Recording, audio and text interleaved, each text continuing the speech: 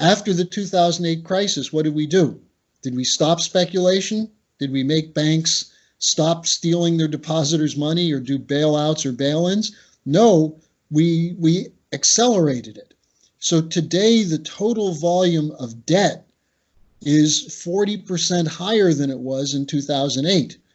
In the United States, corporate debt is at $15 trillion, and half of that is junk bond debt, which means it's not worth anything.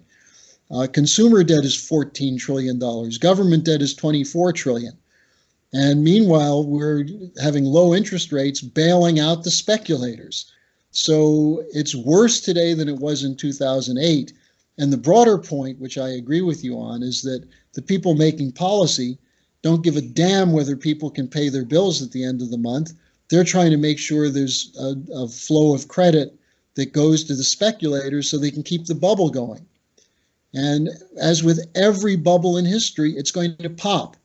Now, the question is this time when it pops, are they going to bail out the speculators and screw the people? Or will the people finally stand up and say, no, we're not going to let you bail out these speculators. They have to go to jail.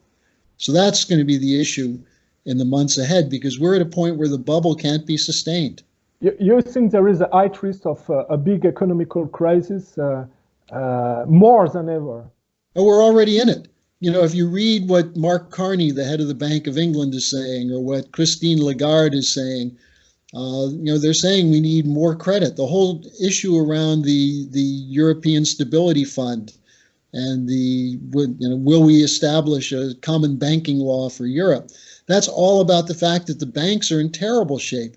Deutsche Bank is a disaster, but also Crédit Agricole, BNP Paribas, they're involved in this repo loans. They're not loaning money to their customers anymore because they're holding it to protect their own derivative obligations.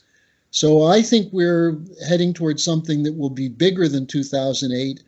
One of the dangers is that if it looks like Trump is going to win, Wall Street may pull the plug on the whole stock market and let the bubble pop so Trump won't win.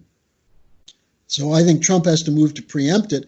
What he should do, and by the way, there's some people in France, including my friend Jacques Cheminade, who ran for president several times in France, is advocating return to Glass-Steagall regulation, including in France. Get rid of this idea of universal banking and go back to where you have the savings banks, the local and regional banks that are protected, and the investment banks are not protected, and then the big commercial banks have to choose.